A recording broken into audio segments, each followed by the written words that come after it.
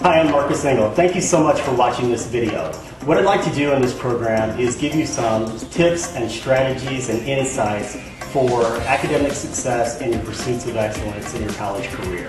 Whether you're a student with a disability or without, I'd like to give you some ideas that may help you pursue excellence in your academic career. Before we get started on the tips and strategies, I'd like to tell you a little bit about myself. I am a 2000 graduate of Missouri State University in Springfield, Missouri. I hold a Bachelor of Science in Sociology with an emphasis in criminal justice. I now live in Orlando, Florida. I'm a professional speaker and author on the college level, talking to college students all across the country about how to make intelligent choices, how to overcome their personal adversity, and always keep striving for excellence.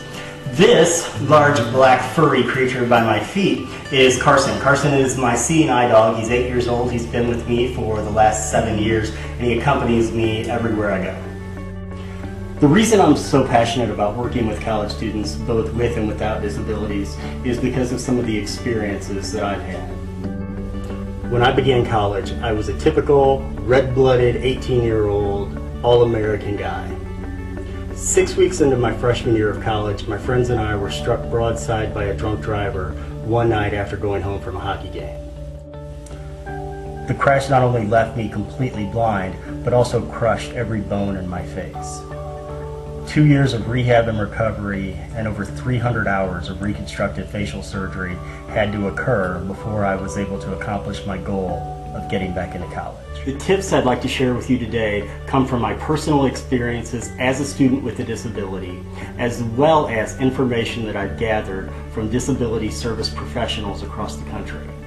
When I work with college campuses and their disability support services offices, I'm learning strategies that these professionals want to see students implement, no matter if they have a disability or not. So let's get started. First of all, college is not high school. And you hear that said oftentimes by people in the college realm, well, this isn't high school anymore. Well, if you're a freshman in college, that's got a big duh attached to it because the only thing you know coming out of high school is high school. So let me give you a few different tips on how college differs from high school. The absolute #1 biggest difference is that college is made up of adults. Your professors are adults, the employees at colleges are adults, and the students are adults. The students, you, have to take responsibility completely for yourself. It has to be you. If your mom calls and tells the professor that you can't come to class that day because you have a case of diarrhea, hey, guess what? That professor is going to have something funny to tell his teachers later. Not because of the diarrhea, but because you had your mommy call. You had your mommy call. So just keep in mind that when it comes to college, you have to be the one to make your own choices. For this next point about making connection with the Disability Support Services Office, I thought I'd sing it to you.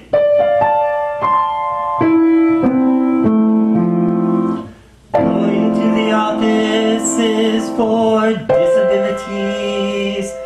Nothing rhymes with disability except fertility. And that's a totally different office on campus, so we'll skip that for later. Actually, it's very important to make connection with the Disability Support Services Office. The DSS office is there to provide accommodations for students with disabilities. Whether it's a profound bodily disability such as I have, or an invisibility like ADHD, dyslexia, learning difficulties, whatever your disability is, go to the DSS office, make connection with them, and if you don't know what to do, ask them. The best question you can ask any college professional is, how can I succeed in my classes? If you walk into the Disability Support Services office and tell them the accommodations that you need, they'll listen to you. If you don't know what accommodations you need, they'll help you. But if you ask that question, how can I be the most successful in my classes, they will help you find that. But the key has to be you walking in there for the first time and asking them for help. Next point, be a person. Be a person? Aren't you already a person? I doubt your pet chameleon is sitting here watching this. No, you need to be a person. What does that mean?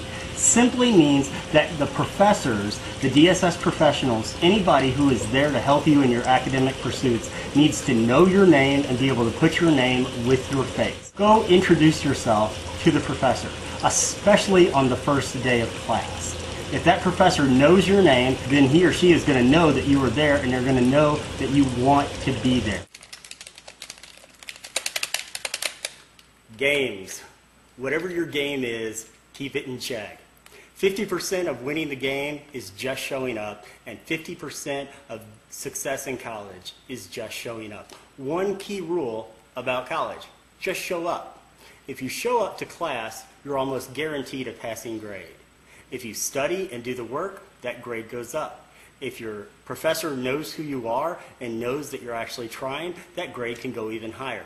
Just show up. But it doesn't just mean for classes, for appointments, for group projects, for meetings, for study sessions. Whatever the case may be, just show up.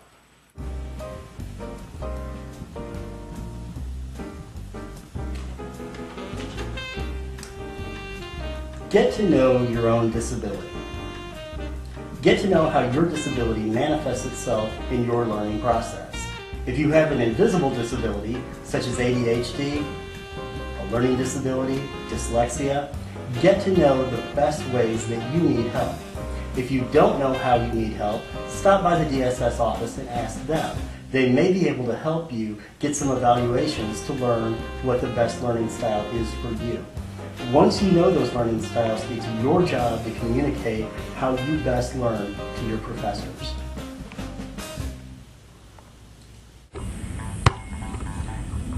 Get involved. Get involved. Intramurals, sports, recreation clubs, activities, groups, councils, student government, fraternities and sororities. Get involved. My stepson is a sophomore at the University of Florida this year, and I apologize to all you FSU fans, but now that my money goes to the University of Florida, I bleed orange and blue. Whenever we took my son up for orientation last year, one of the biggest pieces of advice I thought was worth sharing with you today. The freshmen were encouraged to get involved with two different organizations, one within their major, one within their study of academics, and one that is strictly extracurricular and fun. Whether that's the Harry Potter Club, or if that's the intramural soccer team, or that's a fraternity or sorority. Whatever it is, get involved with things at your school and stay there and continue your education. I'd like to thank you again for taking a few minutes to better your college career and better your college performance by watching this video. I hope you found it important and enlightening and gave you some good food for thought. And if nothing else, I hope it was at least a little bit entertaining. Ultimately, you decide how good or how bad your college career will be. So please, what? You are so terrible at that, Mom. What? Martha told me to come stick my finger up your nose.